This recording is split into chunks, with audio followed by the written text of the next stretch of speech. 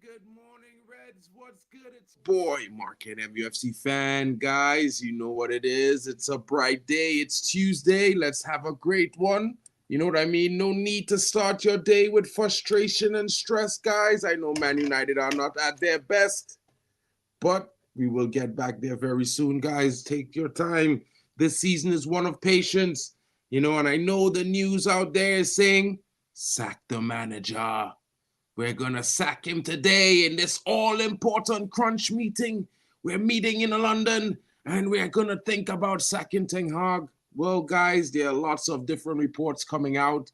And big up to Brush in the building. Big up to everyone in the building. Whether you want the manager out, you're in doubt, or you want the manager in, welcome. And I hope you have a great one. Big up. I'm sure on your wedding day you were late as well. Of course, bro. You know what it is. I'm from... It's just can't help it, bro. I will be on time for the majority of times, but there's sometimes I'm gonna be late. I can't help that. I apologize to everyone, and I would always make it up to you guys. I promise. Big up though, guys. Hope you have a great morning. And guys, let's get into it. I'm gonna bring a little bit of information to the stage. Hopefully they don't block my stream, but I want to play this video for you guys because you know what? It's pretty interesting what I've been hearing, what I've seen. Because you know what, Melissa Reddy, not only Melissa Reddy, but also the likes of Fabrizio Romano has been speaking about this in a video.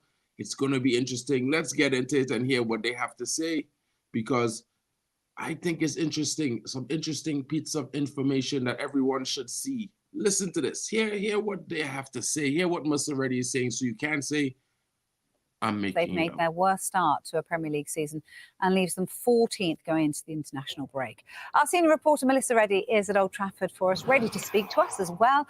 Look, Melissa, there is this scheduled meeting, of course, for the Manchester United hierarchy tomorrow.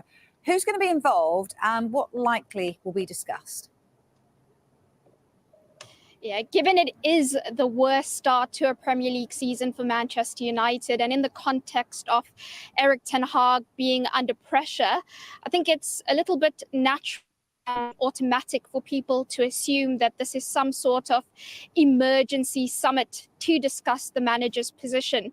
However, this has been a long scheduled meeting as part of an Ineos-led drive to have monthly reviews over football operations in person. It's been very much their commitment to be more visible, to be more communicative, to hold more accountability for the things happening around the club.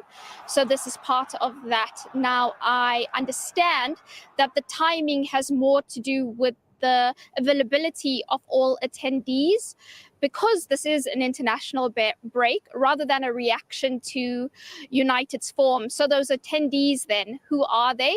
So Jim Ratcliffe, Sir Dave Brailsford, the CEO, Omar Barada, Sporting Director Dan Ashworth, Technical Director Jason Wilcox, all of whom were present at Villa Park for that goalless draw on Sunday, as well as co-chairman Joel Glazer, who is flying in for it.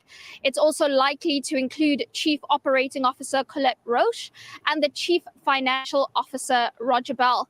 Now, everything around football operations will be on the agenda, so it'll be remiss of us to think that United being 14th in the league and winless across 5 games in all competitions won't be a talking point. But all indications are that the powers that be want to be very measured over next steps. They're not pushing any panic buttons.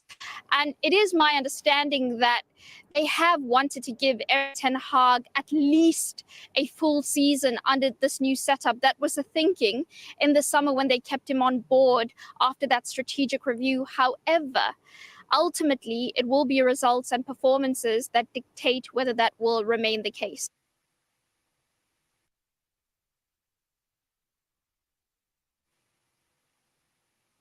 So, guys, that's a little bit of information there. The Bali Tech and Irfan coming in the building. Let's get what you guys think, and I'll give my own opinions on this because I've been speaking about this for a couple of days now. Irfan, what are your thoughts, bro? And I'll bring you up next, Bailey. Good morning, Mark. Good morning, Reds. Didn't get the opportunity to get to listen to the clip because I was trying to, Get in. come online. Oh, Yeah, well, so I really don't. basically, Melissa was explaining that this meeting is not new. They've had before, previously a month ago. It's something that they're trying to do monthly and quarterly to improve communication, not just amongst the executive, but with the actual managers, the coaches, and the players and the fans. It's about trying to bring a new sense of accountability, throughout the entire club, and everyone is accountable. So they're starting this drive, and they've been trying to conduct these meetings. And I mean, I know the timing was going to make it, give the reporters, some of them who want the manager out. Yeah, We know they've been trying to do this for a long time. It's going to be something where they say their bit, they do their bit. It's going to be interesting for me. And yeah, and, they just couldn't help it. I was hoping that we got the yes, win this weekend, so that would not have yeah. happened, and everyone would have gotten to understand. To be fair, what I mean. Look, the timing is not perfect though, but No, it's not. there will always be negative publicity around anything that happens at Old Trafford. 100%. And yes, as you said, right, you said the timing. But it's like you said, it's a quarterly, monthly thing, and I think it's the club now has been run very professionally, and I like that. And anything that's done in the positive, there's some positivity about it. There's going to be results. It's a given. That's life. If things are done professionally, and there's a positive aura around it, there is and there will be results. All we need to do is have that patience. That's all I'm asking, and that's all I'm saying. 100%. Bali, what you feeling about that? Tell me what your thoughts about that. If you heard the excerpt from Melissa already. Yeah, I'm not surprised at what we're hearing. I think they've been doing this for a long time, and it's only because we've on a bad run of form that they've tried to make it seem like they're meeting just because of the manager. So I think, like, obviously the media, along with the Ten Hag outers, obviously they've co-opted so many fake stories in regards to what's going to happen next at Old Trafford from last season. Yeah, they were saying he's going to get sacked for a long time, making up bare different things. It wasn't the case. They gave him a new extended contract, extended it by a further year. Then they brought in Ruud van Nistelrooy. Then they made all this speculation that Ruud van Nistelrooy was going to take over Ten Hag, but yet he's already put pen to paper on a new deal. And it's just like, okay, so he's going to get sacked after Villa. That was the new one that they've all gone together. They've all brought out all these managers. It's going to be Inzaghi. It's going to be this man. It's going to be that man. It's going to be Tuchel. But I'm 100% confident that he's going to be the manager when we face Brentford. And this is the problem that I have with the way that people report stuff. It's like people are doing so much to destabilize the club for whatever reason. Yes, there are YouTubers that are profiting off of all of this negativity, but the start that we've had, there's mitigating circumstances to the start. Yeah. We've got new players that have just come to this country, some of which haven't really had a pre-season, some that are injured that haven't even played one game. The team need to build a chemistry, and then not only do they need to build a chemistry, some injuries have derailed our progress. So, as an example, a lot of people say they don't like Mason Mount, and I agree on the points where they don't like Mason Mount to a certain extent. But when Mason Mount was playing, Man United was controlling the possession of the ball and creating stupid amount of chances. Then he got injured. Yeah, so that derailed the way we played for a little while until we found out that, when we play Ericsson, even though that might leave us defensively a bit short in the midfield, the guy can actually keep the ball and he can actually play. Yeah. 100%. We've also had issues with the fullback area, and we've now started to lose form, and we've had an injury to Rasmus in the beginning of the season, where he was out for so many games, and we've had our centre backs who were in form initially have now slowly come out of form.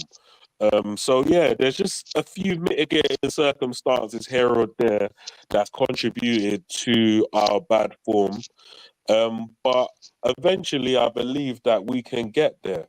And hopefully, fingers crossed, by Christmas, we can get into some form of rhythm and go on a run and start putting teams to the sword. But 100. I would like to see the club potentially invest in January, potentially look at a left back or a striker or somebody who's going to help us score goals. And then hopefully in the summer, they just will do what we need to do. Big up. Bro, do my favor now. Just reset your browser Quite now. true. Quite true. So because you're clipping like fix a little bit in between when you're talking. And the guys want to hear what you're saying because they like you in the chat, to be fair, bro. Great call. Who are you talking to? Me? Yeah, bro. Okay, I'll sort that out reset. Just reset the browser. I'll bring you back up on the stage. Okay. Oh, morning, guys. Big up. Big up to Ray Carl Brown in the building. What's good, my bro? Big up to Swag Daddy in the comments. You know, guys, you know, Billy was just reacting to the little video with Miss Melissa already giving out, you know, a more concise, you know, more definite view of what's happening. And I don't know if it was able to hear it, but basically she was saying that is a new thing that Ineos are doing to promote, you know, more communication and promote accountability throughout the club with the fan base, with the players, with the team, all throughout Man United. And well, of course, you know, the timing and the performance of the team at the beginning of the season, you know, it's not that great. So it was easy slotting to say, well, you know, Ten Hag board meeting to sack. And this is what the media done. I mean, they have to sell stories. Well, I think for me personally, I think the media just fall in love with the cycle that United do. I mean, if you look back since Moyes' days, example Moyes, because he only had one season, but they did it to Van Gaal. You know, he was supposed to get the sack in his third season, all season long. Jose got, you know, get the sack in his third season. Ollie get the sack in his third season. So I think the media is just falling in love with when the managers of United is supposed to get sacked. And I also believe, sadly, I think the fans are falling in love with that, because when I'm on the internet searching for United news, I could put up articles and the article is going to tell me, well, this guy's going to go on December the 14th or he's going to go this time. So they've already predicted the dates and downfalls. And I think when we get bad results or a slow start to the season, I think the media jumps on it. And I think not all the fan base, but some of the fan base tend to go, okay, yeah, he's had 3 years. And that's what you hear from majority of people who are disgruntled with Ten Hag. Oh, he's had 3 years. Oh, is this with that? Oh, with the worst start ever.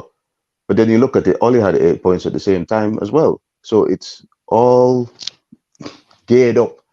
And even if you hear like a board meeting, which is probably nothing to do with the decision of the manager, it's all geared up for that, because we've been in the cycle, as you show titles, you know, we've been in the cycle of 3 years. Let's talk about the manager. 3 years. Let's talk about the manager. That's why I'm disappointed, to be honest, because I wanted to see Ineos. I still want to see Ineos break that. Why can't we come to 3 years and go, okay, look, we're not talking about the manager. We're just talking about the progress of how the team is, how we're doing, and let's see what we're doing to reach a plan. Because I think we've just fallen in love with this 3 year thing, and then you just get bored and then you want a new manager. But there's never actually a plan to how can a manager survive 3 years. Because if you look at other clubs, let's take Liverpool, for example. Klopp had 9 years at the club. Pep's got 9 years at the club. Arteta's got, what, 4 or 5, isn't even his 7th year at the club.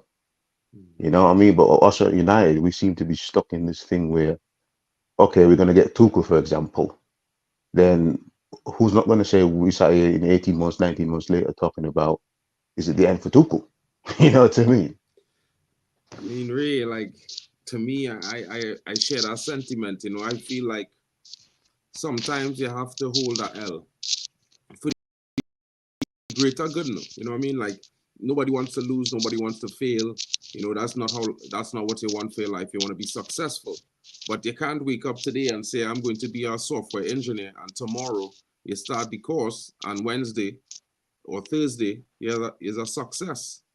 There will be trial and error. Of course, you know, everyone learns differently. You might have a knack for it, and you know, you might end up to a mastery of it in 6 weeks.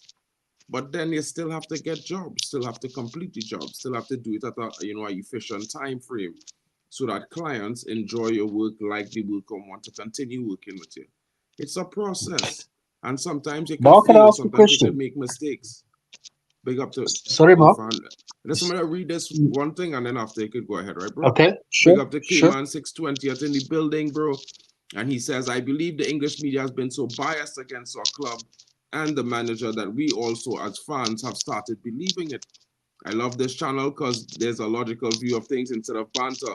Big up, bro. Thanks for that. And to be fair, bro, everyone, you know, whether or not you want the manager in or out or whatever, you know, I feel like we're all Manchester United fans, and the bottom line is we all want the same thing, the club to win. But the one thing I do wonder is if we as fans are forgetting how much we're hated, adored, and never ignored, because, you know, the media has told this manager to his face in the most disrespectful fashion I've ever seen in my life. We need you to lose so we can print articles. And now, and it's like we believe them even more now, and it's so weird. They push this narrative about managers who they like or dislike. I mean, look at Ange Postecoglou. Before we played Tottenham, Tottenham were having a similar run of form as United. You didn't hear anything about Ange. Irfan, what are your thoughts, bro? What are you saying? Yes, yes. I'm not a stat person. You know, I tend to be a purist when it comes to facts. I always believe there are stats and there are facts. Stats, you know, to me, it distorts reality. Mm, Right now, we are being judged on stats, saying this is the worst start. And according to the stats, yes, it is. What I would like to ask is, can we go back to the last 2 seasons and see what the points difference is between 14th place and top four, and see if we are better off than the 2 seasons? Since we're using stat, let's use that stat. You know, just want to see, I'm because gonna see if right I can now get top that. four, we are 6 points from top four, yet we are 14th. Mm. So if Oh, it's true, it will mean that the EPL has its worst season, mm. you know, for the first 7 games. I'm just saying, I might be wrong. That's I just would like to know what the stats is for the last 2 seasons after 7 games, and what the points difference is between 14 and top four.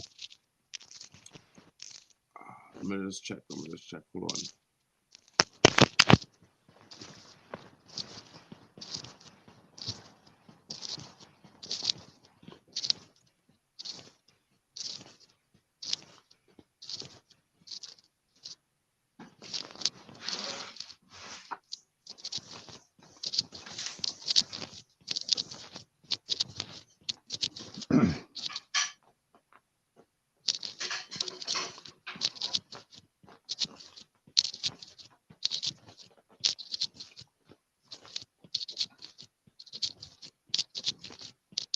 1 second.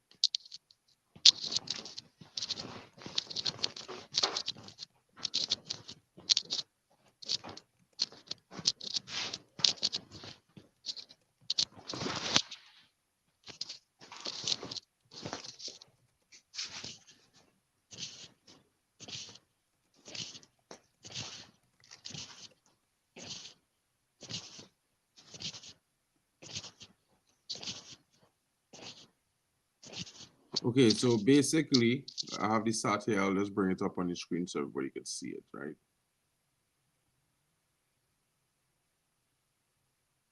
So basically, last season, after eight matches played, Liverpool was first with 18 points. City was second with 17. Arsenal, Chelsea was fourth. Wait, this is this season. Crap. Hold on. This is the season. My bad. So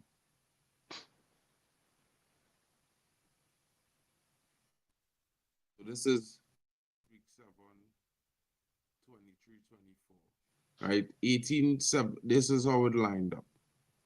And this is where we were. We were on 10th with 9 points last season.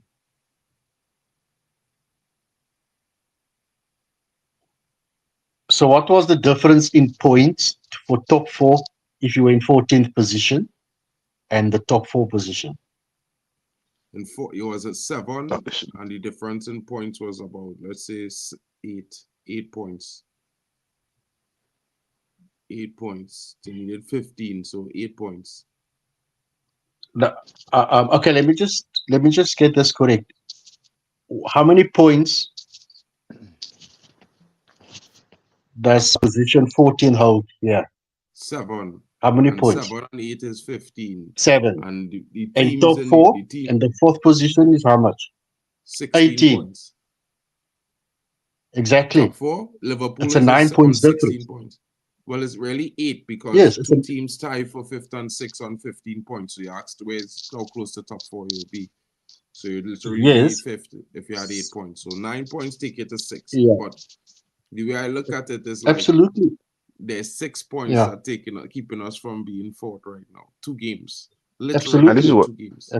and this is what Earth's point is. It's just a spin because as you see, this year we're on 8 points, 6 points off, and the point system is basically the same. Only that the 4th team has dropped more points in 7 games, but the media is just going to go, "Oh, United 14th," and banter is going to be 14th, but they're not going to actually say, "Well, the league itself, everyone's off to a slow start." You know what I mean? And United are actually in the mix for these places, and that's Well, where look where we were in season 1. We was 5th with 12 points.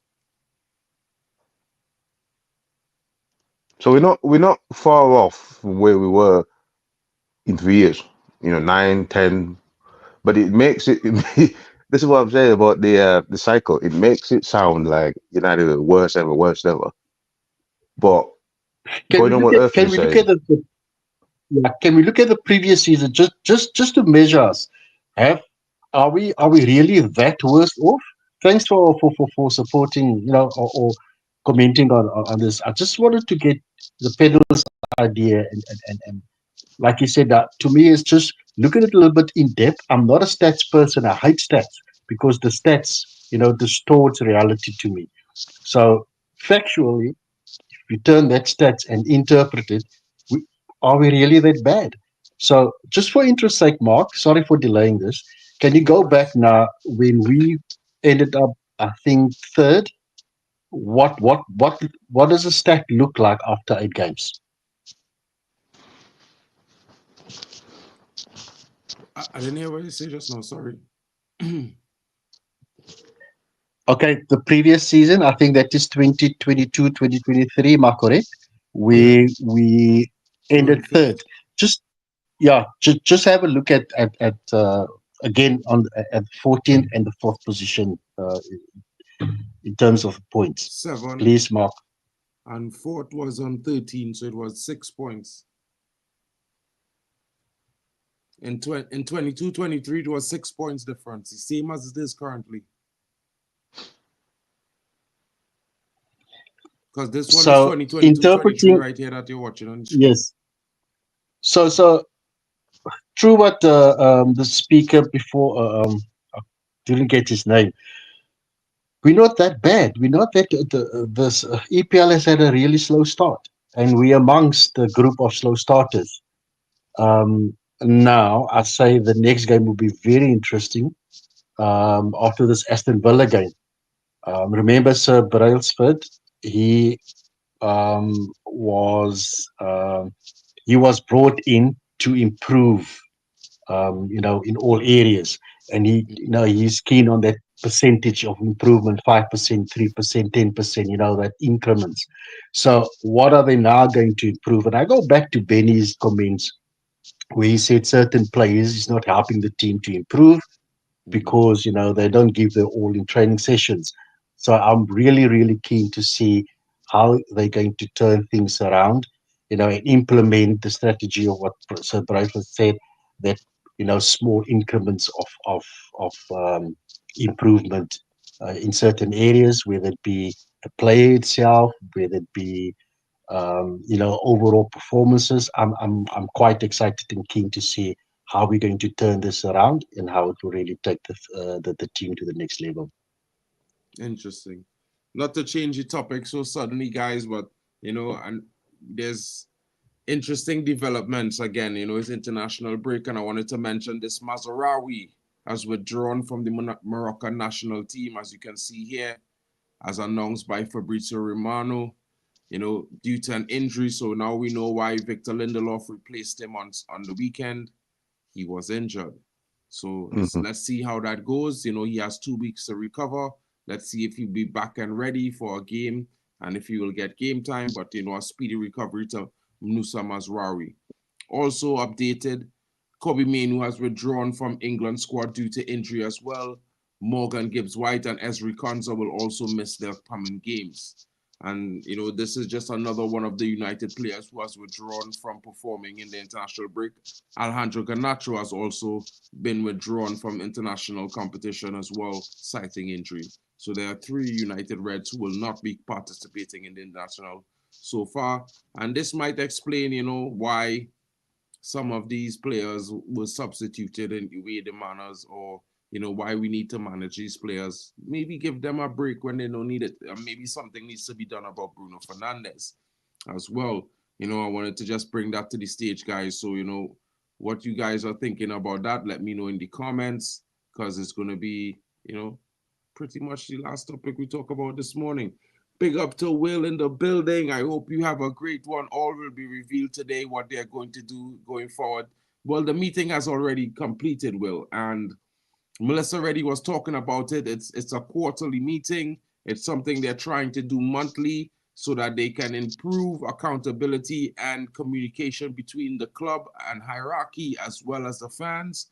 It was never about sacking Erik ten Hag. I played the video earlier, Will. I don't know if you was able to see it, but you could go back to the beginning and check it out, bro. And interesting. I think it's more of the honest side of reporting. You have to trust the likes of Ornstein and Melissa Reddy. These guys, they're more respectful across the board in a balanced fashion.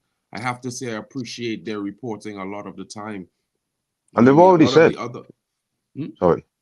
I mean, they've already. I mean, Ineos already came out and said they're not looking to sack him.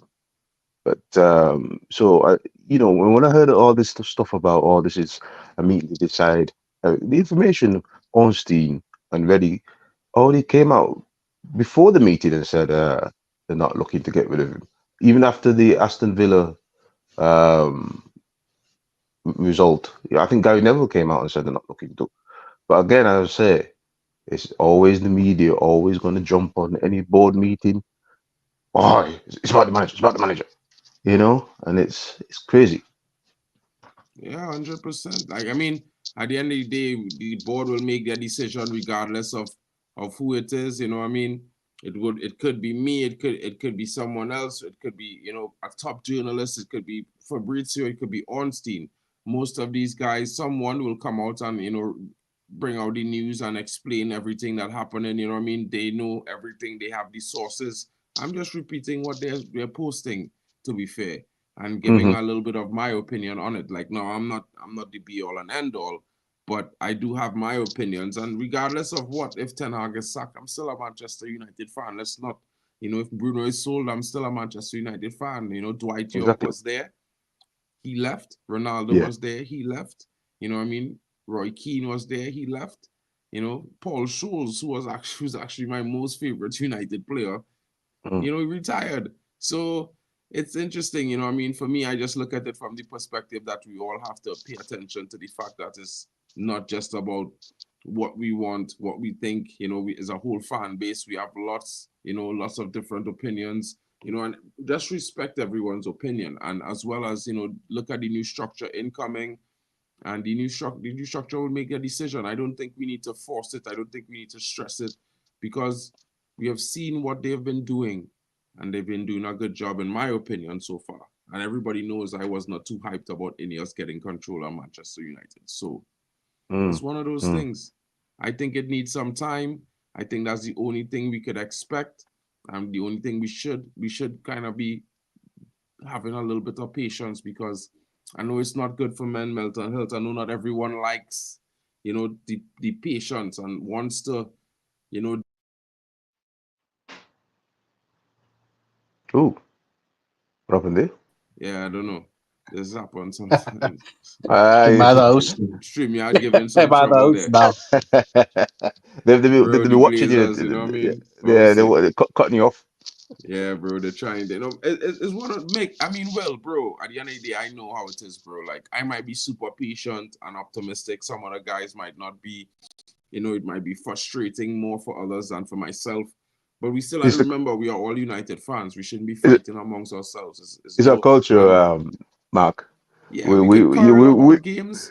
Passion is amazing. yeah. You know what I It's mean? our culture. Having It's our West debates Indian about the culture, game. mate. And You know what I mean? We're patient in the Caribbean because we know that's how sometimes. But I don't think everybody else has got that. But in the Caribbean, man, we're very, very Yeah. patient because we also follow the cricket, so we know how patient you got to be with these things.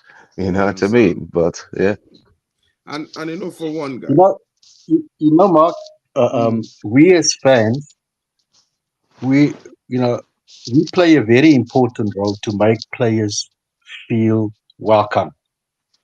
If you look at the Paul Pogba debacle, the guy was walking off the field and fans were shouting and swearing at him, and he yeah, was gesturing to them as to, what did I do? What's wrong with you guys? You know what I'm saying? yeah, And we yeah, didn't know until Ragnick came out to say there's a lot of things wrong here in this club. So we as fans, we have a responsibility. The more negative and toxic comments and behavior, it unsettles the players. Therefore, I'm Yeah. so strong in the belief that we stream, these platforms and all these things, we have a responsibility to portray positivity so that fans, and don't feed these toxic fans and the media, because ultimately it's going to affect our players.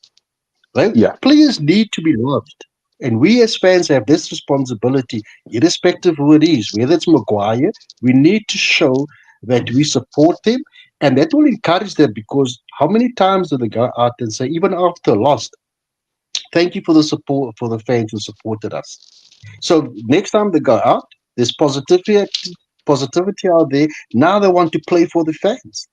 Right now, everyone is struggling. So singling out players, it's not a good idea, and it's very irresponsible of us. That's why I'm so against, you know, we can have our own opinions and criticize, but let us not create a toxic environment. very I much mean, so, yeah. very I much so. just from my perspective, this is how I look at it, guys. We could like the manager or dislike the manager. Oh, Craig, big up, bro. What's good? What's good, bro? Yo, I'll be in London on the 7th of November, bro. So if you're around, buddy, have a beer, bro. You know what I mean? I met Alien a few weeks ago, bro. Have to meet you too, buddy. Big up. And you know, guys, I just look at it from the perspective that, you know, we all support Man United. We shouldn't change. We could support the team. We have a lot of young players in this team that need support. They need to see fans believe in them so that they could, you know, further believes in themselves, take risks, be expressive, step outside of that shell. Some of them are playing a little bit in a shell right now, and I feel like they need to know that we behind them. Canacho, Ahmad, you know, Xerxes. Some of these guys looking like they're trying their best and it's not going their way. And sometimes when they dip their head, I just get the feeling that they're feeling like the fans will get on their backs because they're not scoring. Like Xerxes came Yeah, on Sunday, and for me, when he missed that chance, it looked like he just felt the world drop on his shoulders. And I know the home fans were singing their names until the end of the game. The away fans, I mean. But I feel like online, where it make it count, guys, these guys online every day, their family, their friends will be showing them all the different things people say about them. Maybe for the next 6 weeks, maybe we can try a positive energy towards the team. Regardless, if you pick a player, if you like a player, and send a positive message. Send a message of, you know, we with you, we believe. Well, it don't have to be a player that you don't want starting. You know, I'll just say it like that and be honest. You know, we know there's enough people, enough fans around that each one of these players have someone who is a big fan. Send them a message on social media. Send some love to this team, because regardless of what the man is doing, without the support of fans, where's this team gonna go? Where? Without the support of fans, the team is not going to find confidence to play together. Of course, we want to see good results, so we believe.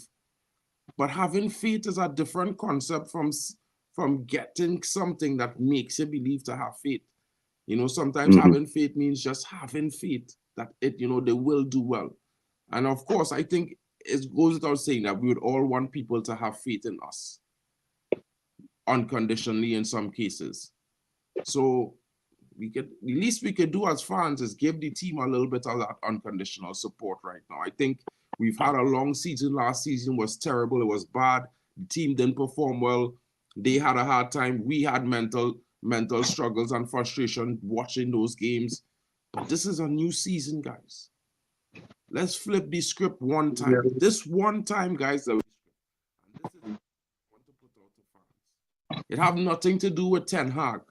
Have everything to do with Manchester United returning to being their best.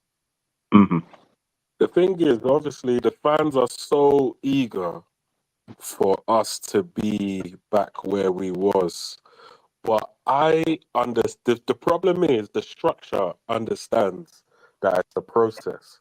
But what people are looking to do is they're looking to bypass the information coming out from the structure to say that, oh, it's his third year, he should be challenging for the league. And it's like, okay, but you're basing that off of the 2 years prior where we had no structure, and it hasn't been 3 years because we're only like 2 or 3 months into the season, and he's only had a structure in place for that 2 or 3 months. So you guys need to just relax and let the thing just work itself out. Let players get used to the new structure, the new environment, the new how can I say, the new culture. It's like a cultural reset. So they have also, to get they have new coaches this season, bro. 5. Yeah.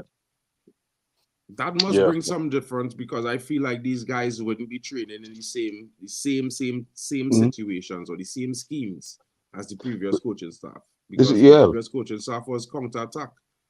Yeah, but this is what I said. You know, it's because we are wrapped up in the 3-year cycle. People are forgetting that it's Ineos only came in February, but they say Ten Hag has been here for 3 years. So that's what we're. I believe a lot of United fans are wrapped up in that 3-year cycle, because when I hear them online, especially online, I don't hear that, oh, well, the new structures already had been years. They say, oh, Ten Hag has been here for 3 years, so that's time. And that's why a lot of United fans tend to be negative and this and that and that. And they're going to say, oh, well, it's his team now.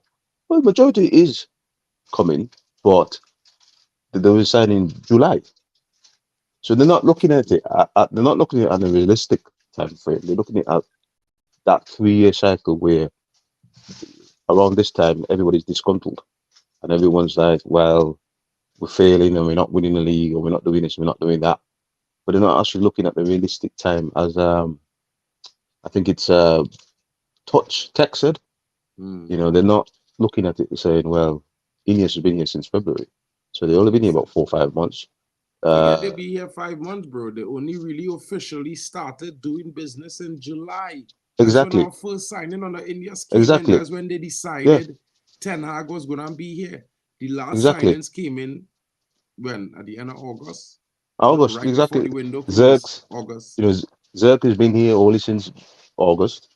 Agate has been here less. August. Maserati, so it is not, August. it's not a 3-year thing that we've been doing. We've not seen these guys for 3 years. It's actually a brand new system. But it's a shame.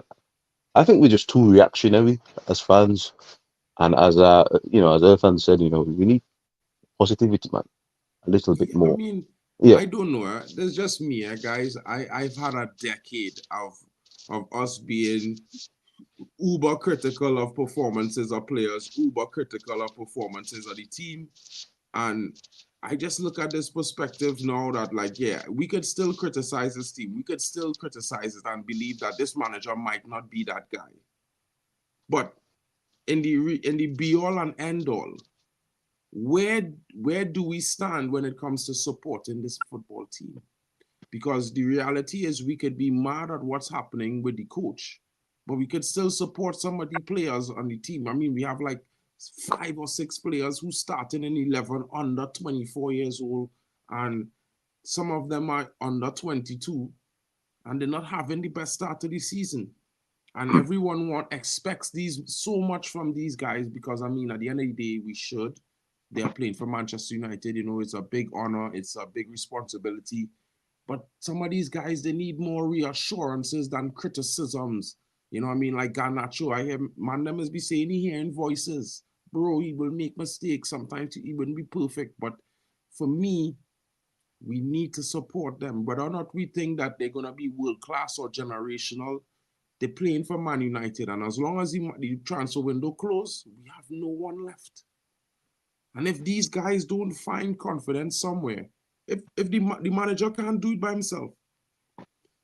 Alex Ferguson said years ago, we need everyone in the team and all the fans to support us, even when we're losing, so we can have the confidence and the belief to win the games that difficult. When you go and support your team and say, well, I'm supporting these guys and cheering for them only when they're winning. I mean, to be a fan, bro, you had to be going through thick and thin. You had to be going through ups and downs as well. And whether or not, it have players that not perform well or not, don't mean they're terrible people. It don't mean they generally want to perform bad. Sometimes it's a little bit more than that, a little bit less than that. And for me, I will always, say what happens to players out of football shouldn't be something we totally focus on.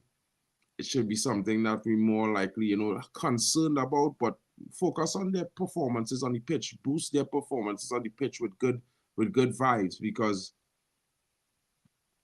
if not, how are they going to want to be loyal and give blood, sweat, and tears for us on that pitch?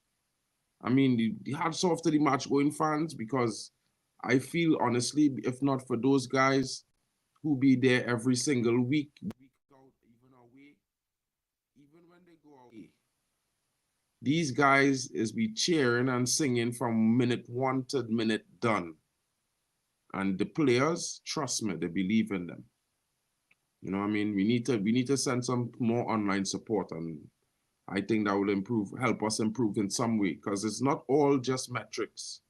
Sometimes it's just, confidence, and to support them. Big up to Jim Watkins saying the problem with those other channels, they feed people like Sky Sports with all the negative energy.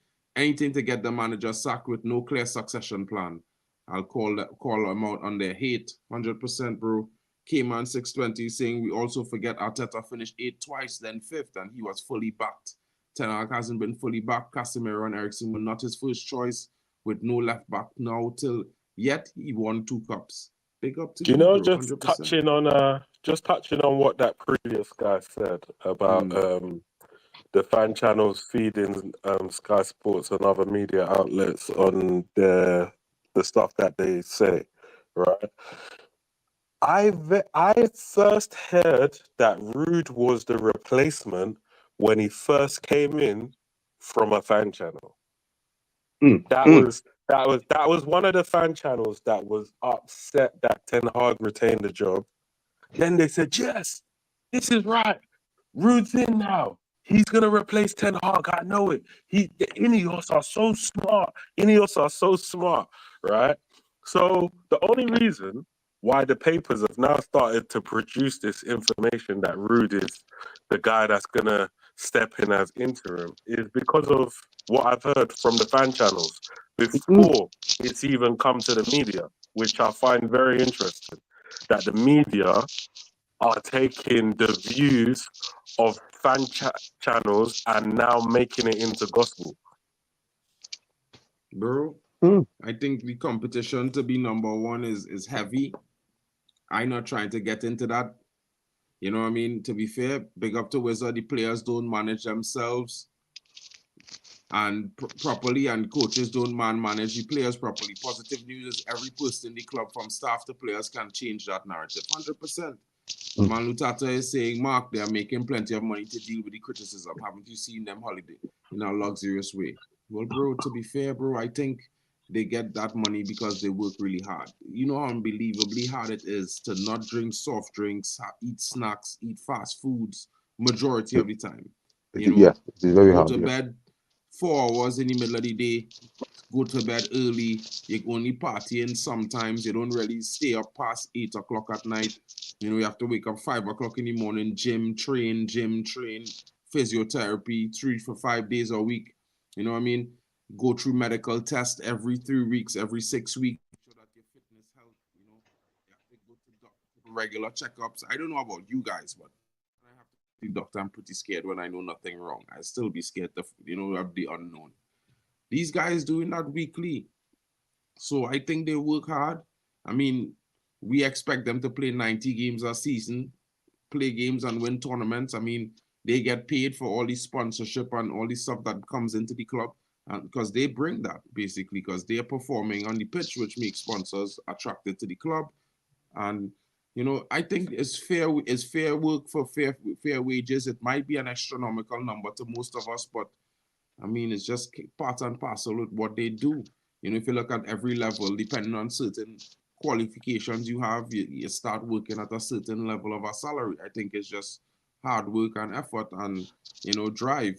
So I wouldn't judge them based on the fact that they're holidaying in a luxurious way. I will save up, even if I have to do it for a year, and holiday in my own luxurious way. But at the same time, it don't mean I will criticize them however I want because of that. I think we need to at least give a little bit of, you know, common decency to everyone, like we would expect for ourselves. I wouldn't over criticize them, criticize their performances on the pitch, but you don't need to make fun of them and their names or call them names. These things I think is a little bit much sometimes. You know what I mean? Yeah, just to comment. Sorry, guys. An interesting observation also with regards to the team. You know, like you said earlier on, it's a new crop of players. So if you would really look at who your first 11 is supposed to be, it will be 80% or to 90% of new players that came in. If you want to use stats, you can say, technically speaking, the team is not even a year old.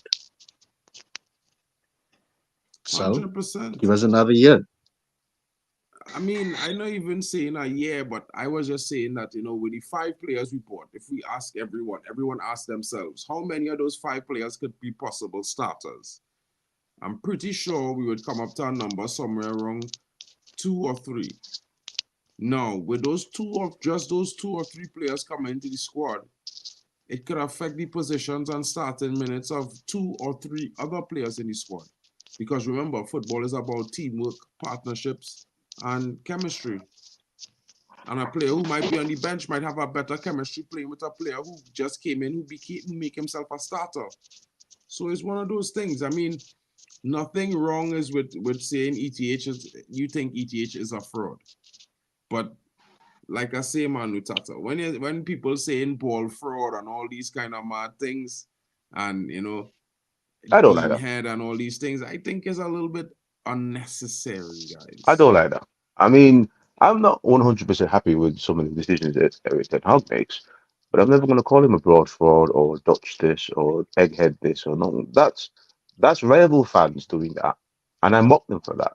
But then when I hear my own fans doing it, I'm very, very disheartened because I'm thinking, okay, you can say that you didn't like the substitutions or the tactical here, but just say, well, I didn't like it, but we draw the game.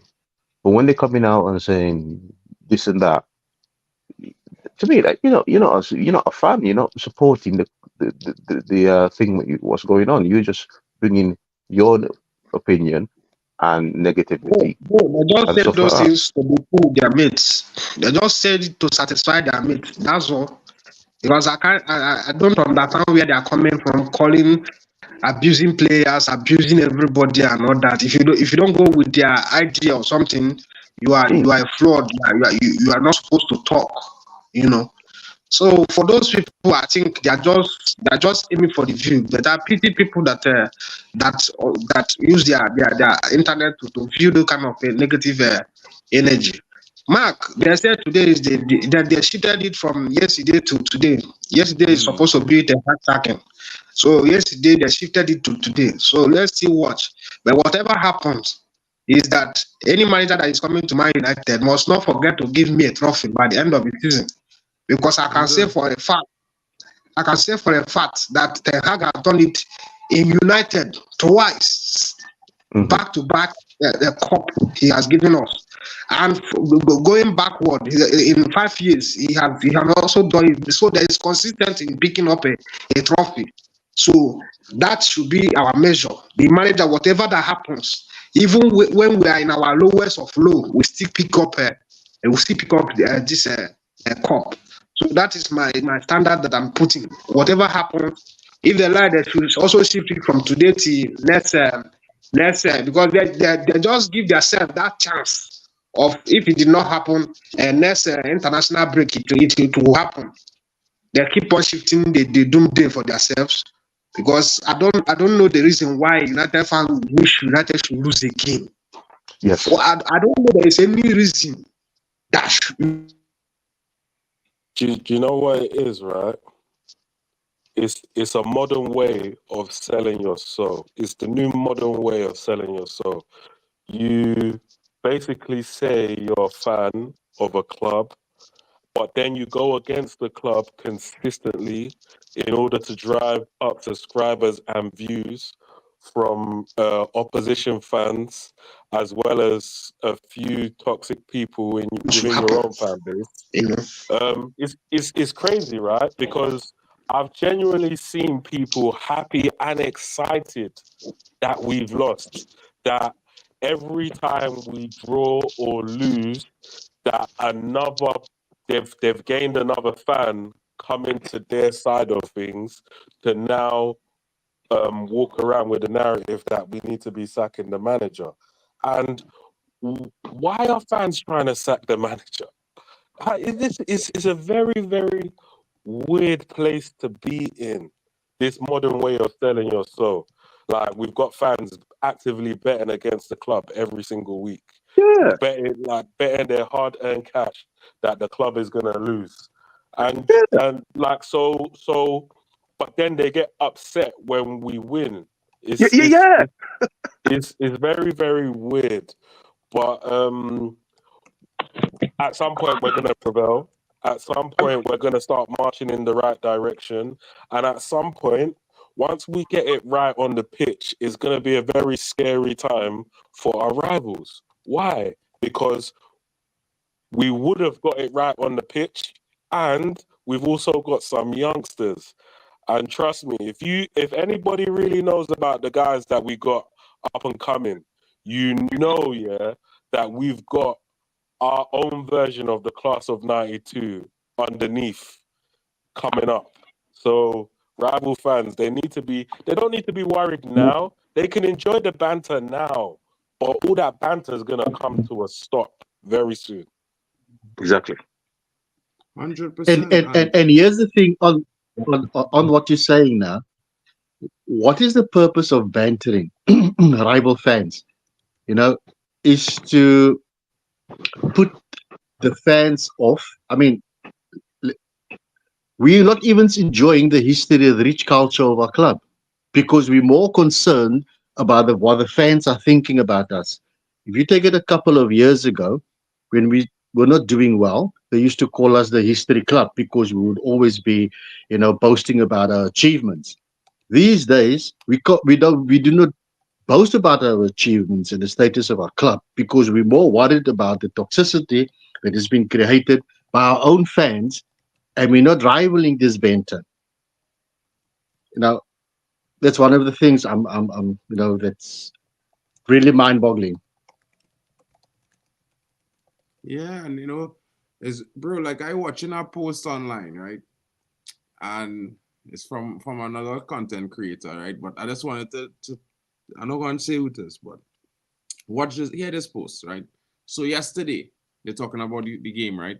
85 million Anthony on the bench, 60 million Martinez on the bench, 40 million Delit on the bench, 40 million Turksy on the bench, 50 million Ugarte on the bench, 70 million Casemiro on the bench. Now, last I checked, Man City have double that sitting on their bench every week. I mean, Jack Grealish is 100 million, Matthias Nunez is 60, Kovacic is 45. You know what I mean? The next 2 or 3 guys is another 100 mil. And I mean, they're just sitting on the bench weekly, but no one is making these posts. No one is saying that Pep signed all these players. I mean, he signed 54 players, right? Yet lots of them are sitting on the bench week in, week out. Some of them played, like Calvin Phillips only played, 2 games for Manchester City, 1 game after, how many games? January or something like that, 6 months before he played 1 game. So since when?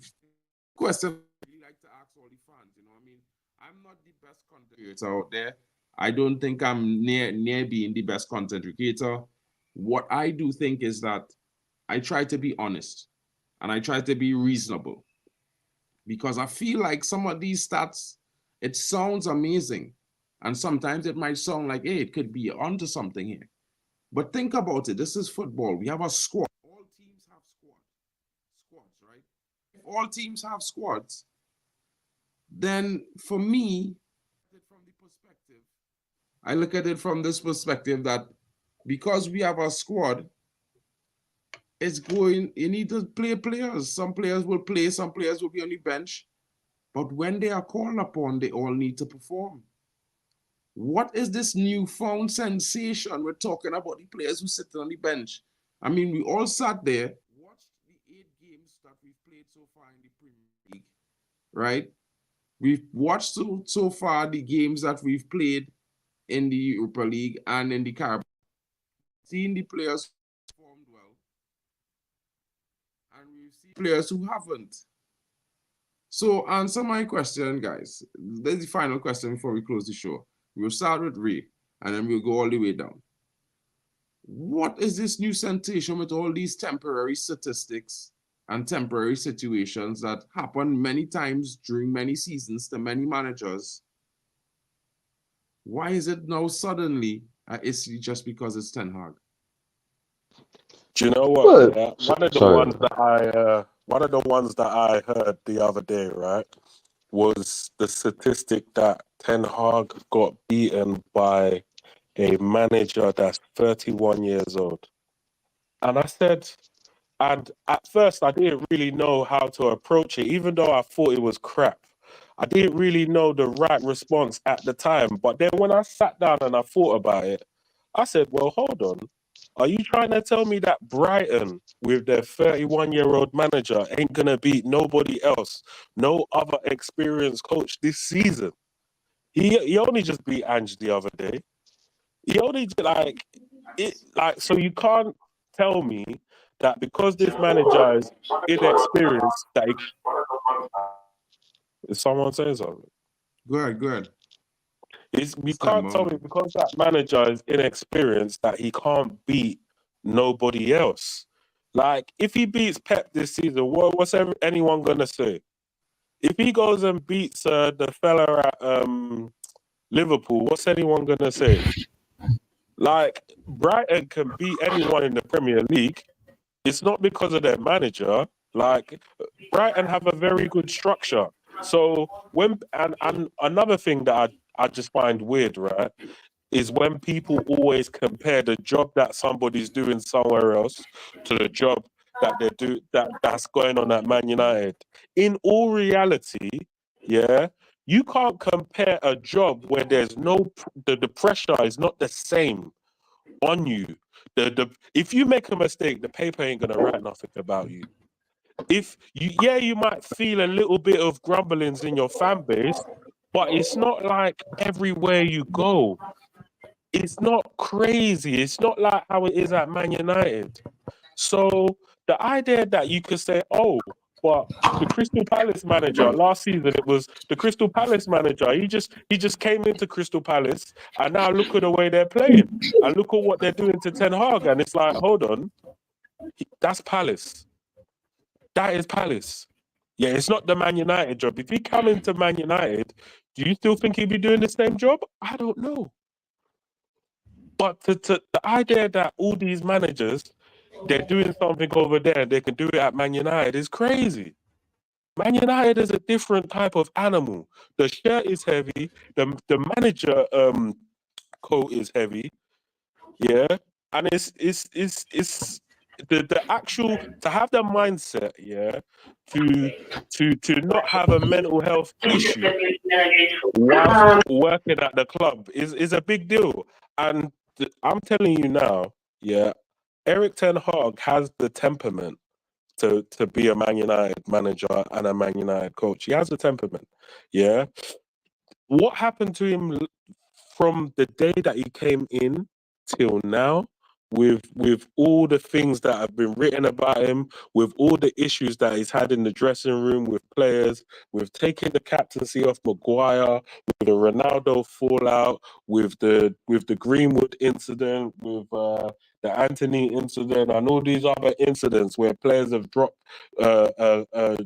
tools and all of this other stuff.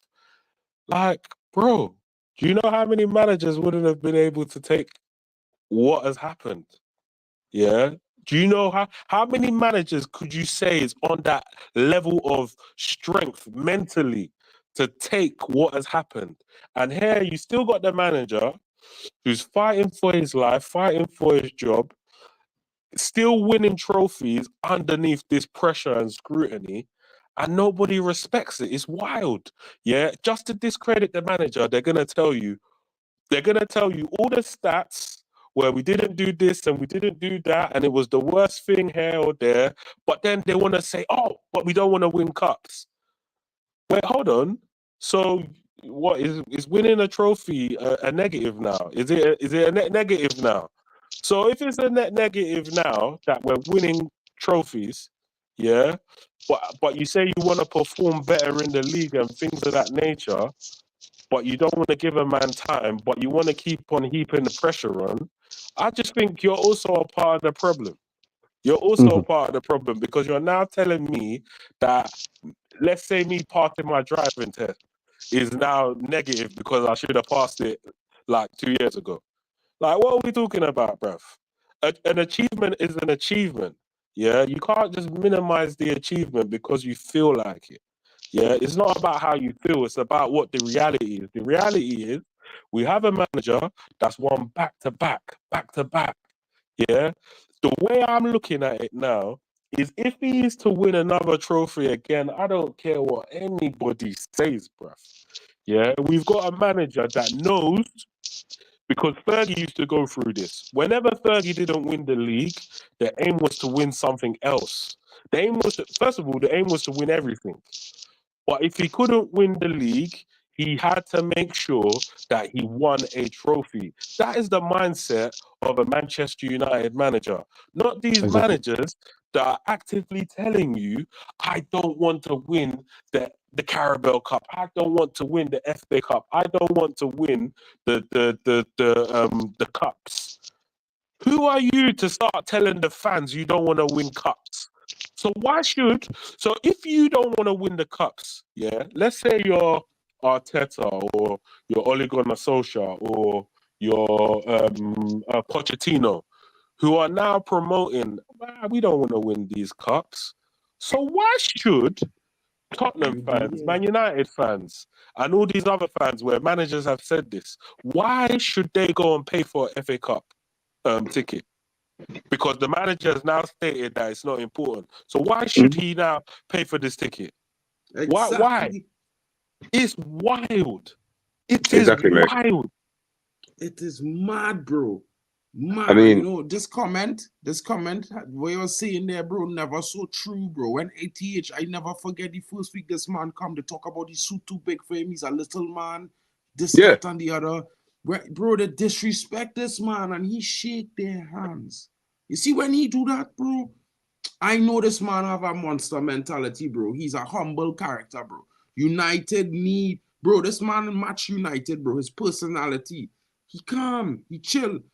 You know, he will do all he had talking in behind closed doors, so none of the players disrespected in front of anyone, bro. He won the FA Cup the same day. This fraud Aranchiera started belittling the cup immediately. wanted him sack. No, Yeah, what are you bro, getting sacked? talking about sack to him, bro. Immediately, Some of these man them need to rest me, bro, because I'm gonna tell you something, bro. Sorry, guys, I'm about to close the stream too. That's My the phone boy about to die. said.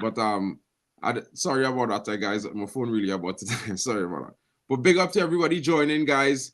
And you know, this was an interesting conversation. I will be live today with Sal at 2 p.m., 1 p.m. UK, right? I believe either 1 p.m. UK or 3 p.m. I will confirm with you guys in a post on my channel. All the guys who have their contacts, I will send you the message.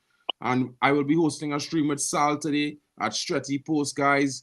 Come in, smash a like. Don't forget to smash a like on your way out. Leave some comments. Let us know how you feel. If you weren't in the chat while you were watching the stream, guys, leave a comment at the end of the stream. Smash a like, subscribe, help the channel grow. Road to 2K is here. 1,300 subs is almost there. Let's get there, guys. Come on, don't forget to shout out your boy Mark N. Shout out all to the panelists. Big up to Ray Carl Brown Amory. Big up to Bali Tech. Big up to Irfan and Fix in the building. Big up to Brendan Chappelle. Wizard, ace of a comment, my brother. Big up to you, Manu Tata, as well. Big up to Jim Watkins. Big up to everyone in the chat. K-Man 620th. Big up to you, bro. Big up to everyone who came in. Willman United. Big up to you, broski. Big up to MA as well. Big up to Brush. You know what I mean? Big up to everyone who came in the chat. And I hope you guys got a lot of information this morning. I hope you guys, you know, had some food for thought. You know, and at the end of the day, we could all have different opinions, but you must consider all things, you know, because there is context, there is reason for why, what happened, when it happened, and how it happened. Now, guys, as United fans, I know it has not been a great start to the season, but just know, guys, United are going to turn it around. You have to believe. We have to believe. We've always believed. It's why we're still fans of this great club. So don't betray yourself. You know what I mean? I know that it's easy to just say we're shit. It's easy to say the manager is an idiot. But guys, sometimes what it's not easy to do is be patient for success. And that's the situation with United this season.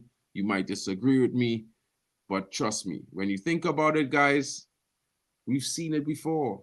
We've seen it with Fergie. We've seen it with other teams. I heard a guy named LB saying that the future in football is no longer these long-term managers, but Pep's been at his club for what, 9 years? Is it 9 years? And he's still there today. Yeah. You know, Klopp just left. He was there for 10. You know, Arsenal's Arteta has been there, what, 5.5 or 6 now? I mean, guys, and look at, they are the teams that are having success. Think about it. You know, there's not left much for me to say, guys. You know what I mean? I just bring the facts. People talk about higher and fire. Well, look where that got Chelsea.